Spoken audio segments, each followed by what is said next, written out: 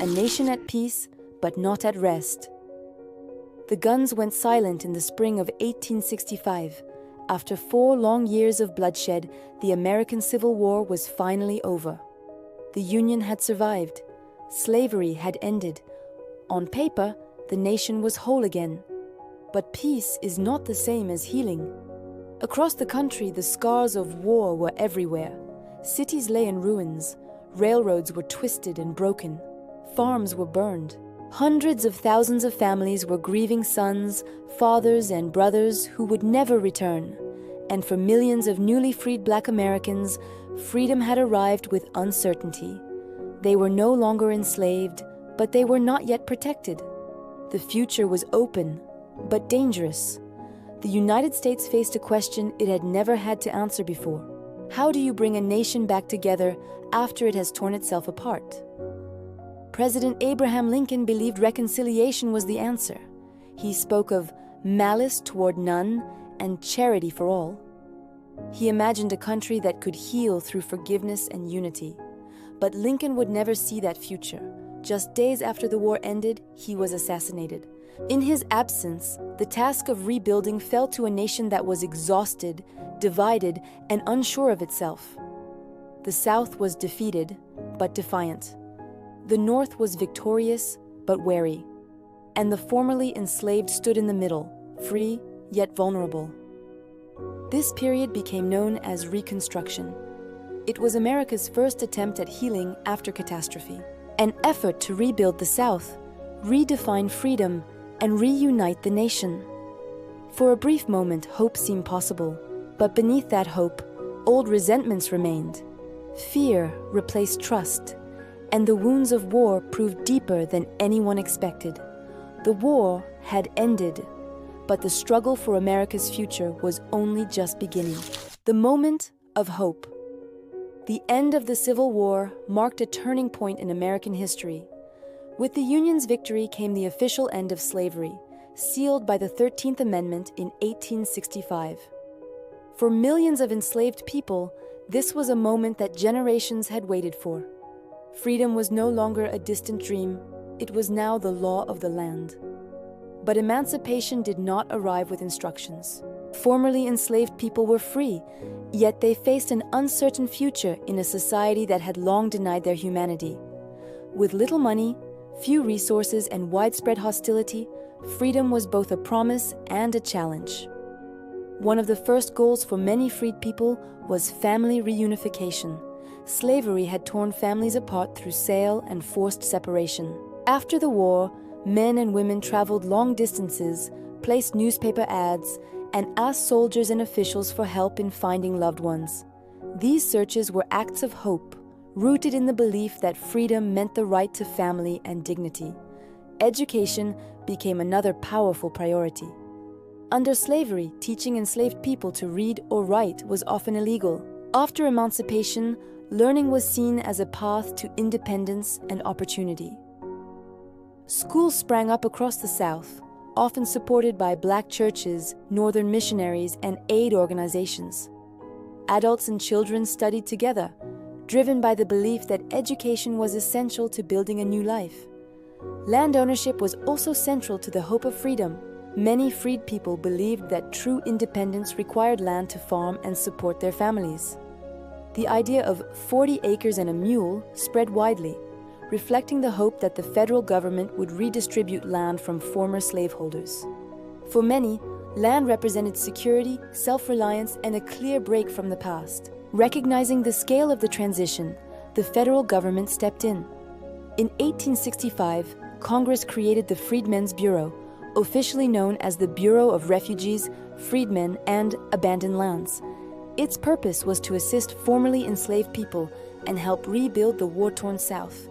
The Bureau provided food, medical care, legal support, and education. It also worked to negotiate labor contracts between freed people and employers, attempting to protect them from exploitation. At the same time, Reconstruction brought significant political changes. Constitutional amendments redefined freedom and citizenship. For the first time, Black men gained the right to vote and hold public office.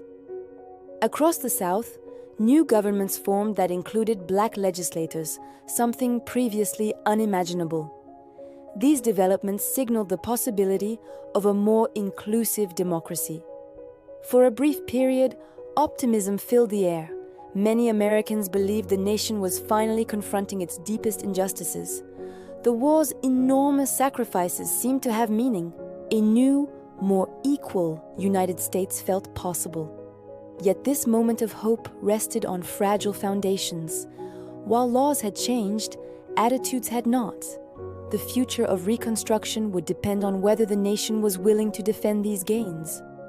For now, however, the promise of freedom was alive, and the direction America chose next would determine whether that promise endured. The struggle to redefine freedom. With slavery legally abolished, the meaning of freedom became the central question facing the nation. Ending slavery was a crucial step, but it did not answer how formerly enslaved people would live, work, or participate in American society. Freedom, it turned out, meant very different things to different Americans. For freed people, freedom meant control over their own lives.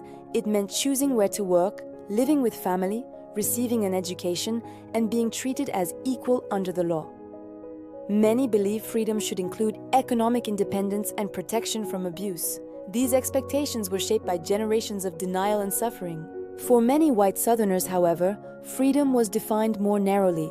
While slavery had ended, they hoped to maintain control over labor and preserve the social order that had existed before the war. Plantation owners wanted a workforce that remained dependent, cheap, and obedient. This clash over definitions of freedom created immediate tension. In response, Southern state governments passed a series of laws known as the Black Codes. These laws restricted the rights of Black Americans in nearly every aspect of life. They limited where freed people could live, what jobs they could take, and how they could travel. In some cases, Black Americans were required to sign yearly labor contracts or face arrest for vagrancy. The goal was clear: restrict freedom without restoring slavery outright. The federal government pushed back. Congress viewed the Black Codes as a violation of the spirit of emancipation. This led to increased federal involvement in the South. The Civil Rights Act of 1866 was passed to protect basic rights, and the 14th Amendment followed, granting citizenship and equal protection under the law.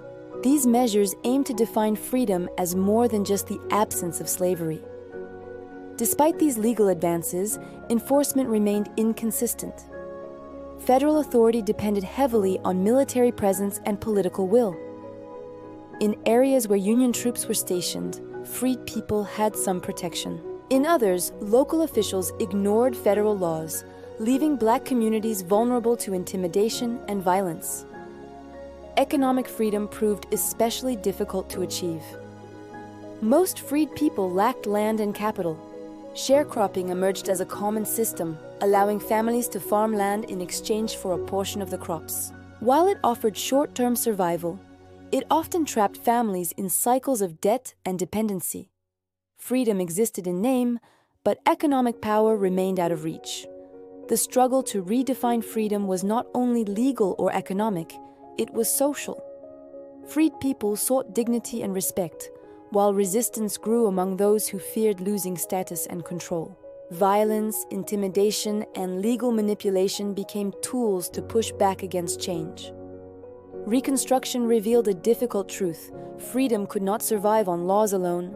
It required protection, enforcement, and commitment. As the nation debated what freedom truly meant, the future of Reconstruction and of American democracy hung in the balance. Reconstruction governments and their challenges. As Reconstruction moved forward, the responsibility of rebuilding the South shifted from theory to practice. New governments were formed across former Confederate states, tasked with restoring order, rebuilding infrastructure, and redefining citizenship in a transformed nation. These Reconstruction governments represented one of the most ambitious experiments in democracy in American history. Under federal supervision, Southern states were required to write new constitutions. These documents abolished slavery, established public school systems, and extended civil and political rights to formerly enslaved people. For the first time, Black Americans participated directly in the political process. They voted, held office, and helped shape laws that affected their communities. This progress was significant, but it did not come easily. Reconstruction governments faced resistance at nearly every level. Many white Southerners viewed these new administrations as imposed and illegitimate. They resented the presence of federal troops and rejected political equality for Black citizens. Opposition ranged from passive non-cooperation to organized resistance.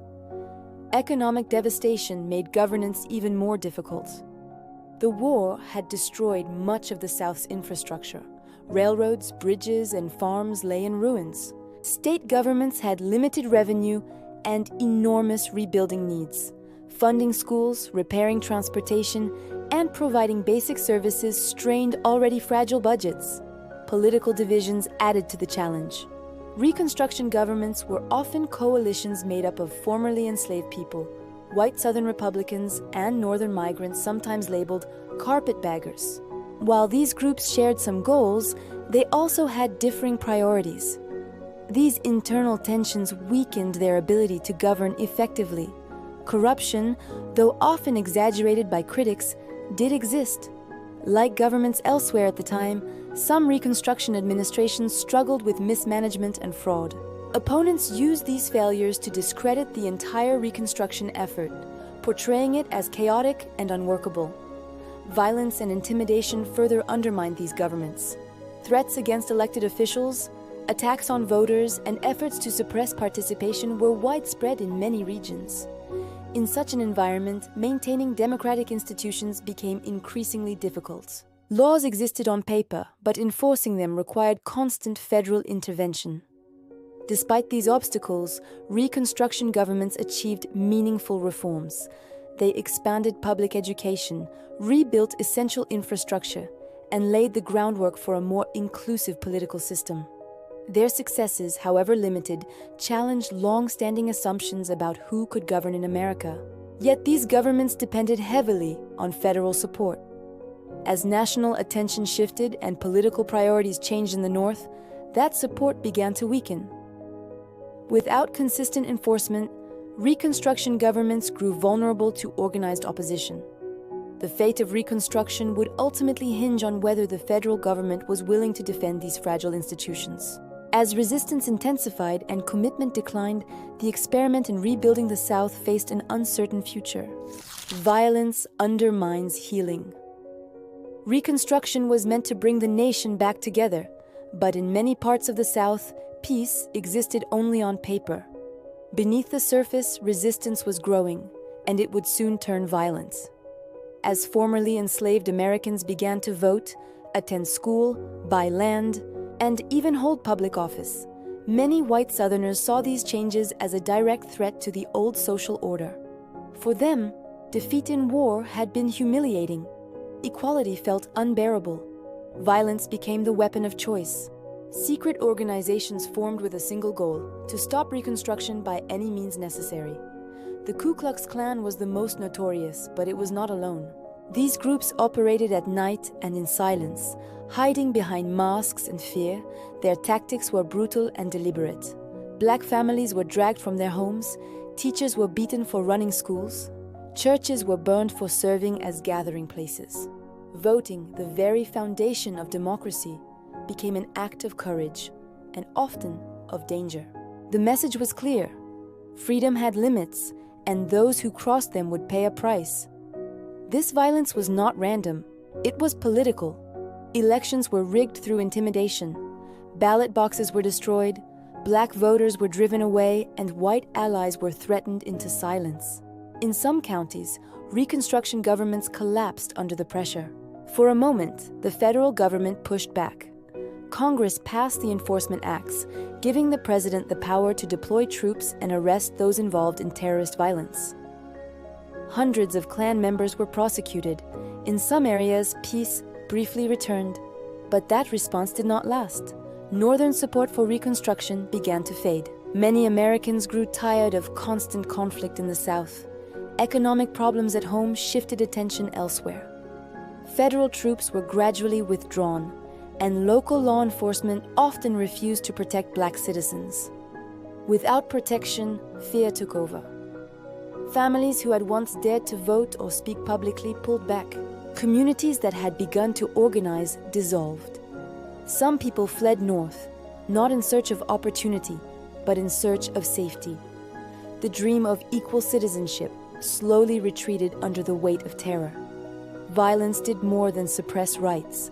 It poisoned trust. It made reconciliation impossible. Healing requires security, and security never fully arrived. By the early 1870s, Reconstruction was unraveling. Laws still existed, but enforcement was weak. Rights were written down, but rarely defended. The promise of a new America was slipping away. The nation had learned a painful lesson. Ending a war does not end injustice. And peace, without protection, cannot survive. America's attempt to heal was being undone, one act of violence at a time. The retreat from Reconstruction. By the mid-1870s, the promise of Reconstruction was fading fast, not because its goals were wrong, but because the nation no longer had the will to defend them. In the North, exhaustion had set in. Years of political conflict, reports of Southern violence, and accusations of corruption inside Reconstruction governments began to wear down public support.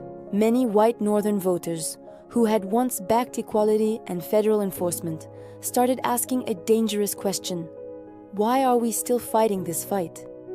Economic panic only made things worse.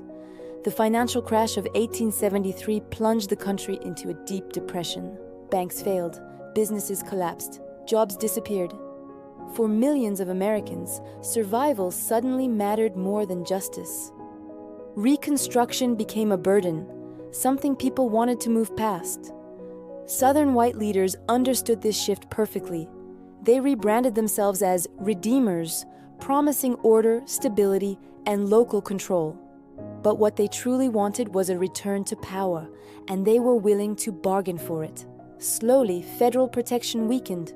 Troops were reduced. Enforcement of civil rights laws slowed. When violence occurred, Washington often looked the other way. In many Southern states, white supremacist politicians regained control of legislatures through intimidation, fraud, and fear. Black voters were pushed out, not by law yet, but by force. The final blow came in 1877. The presidential election of 1876 was one of the most disputed in American history. With no clear winner, political leaders struck a quiet deal behind closed doors. In exchange for the presidency, federal troops would be withdrawn from the remaining Southern states. That compromise ended Reconstruction. There was no formal announcement, no public apology, just silence and retreat. When the last troops left, the message was unmistakable. The federal government would no longer protect black citizens in the South. Whatever happened next would be left to local authorities, and local authorities were ready. Within years, Southern states passed new laws designed to erase Reconstruction's gains. Voting rights were restricted, segregation became legal, equality was replaced with control. Freedom still existed, but without power and without protection. The nation had chosen unity over justice, peace over accountability, healing over fairness. But the wounds were never treated. They were covered up. And what happens to untreated wounds is that they deepen. America had tried to heal after the Civil War.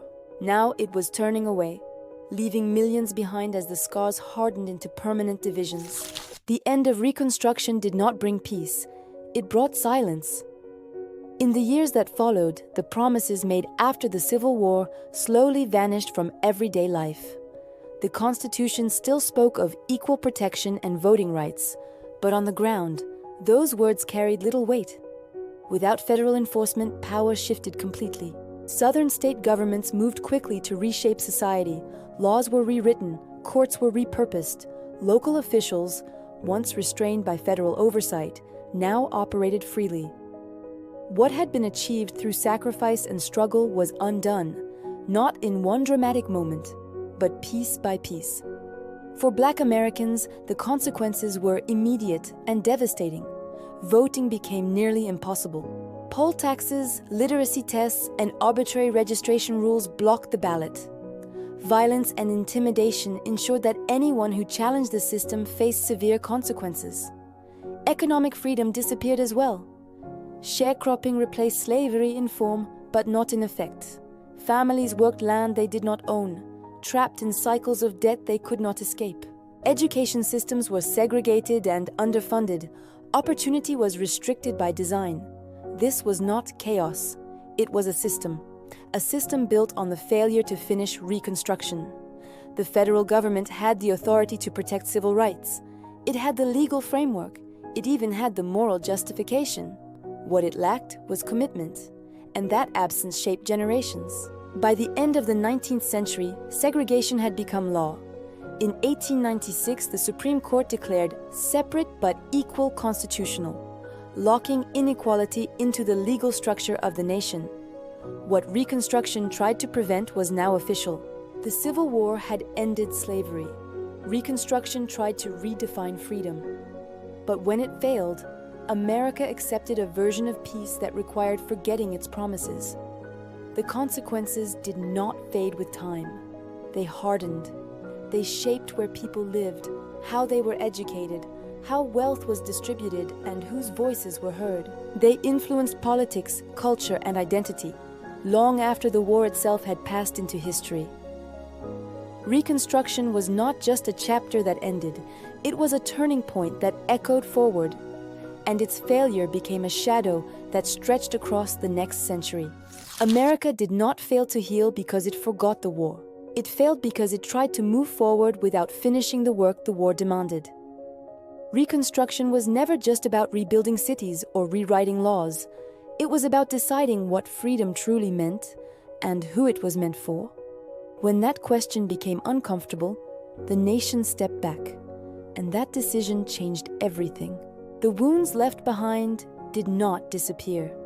They settled into daily life, into laws, into politics, into silence. The country was no longer fighting with weapons, but it was far from united. By the late 1850s, the tension had returned to Washington, not as armies, but as arguments, as speeches, as votes. The same issues that Reconstruction failed to resolve were now tearing through the political system itself. Slavery, power, states' rights, and the future of the Union. America believed it could settle these questions at the ballot box. It was wrong, because in 1860, one election did not just choose a president. It forced the country to choose sides. What followed was not compromise, it was collapse. In the next video, we will explore the election that shattered the Union, and the moment Americans realized the country they shared could no longer survive as one. Don't forget to subscribe. See you in the brand new one.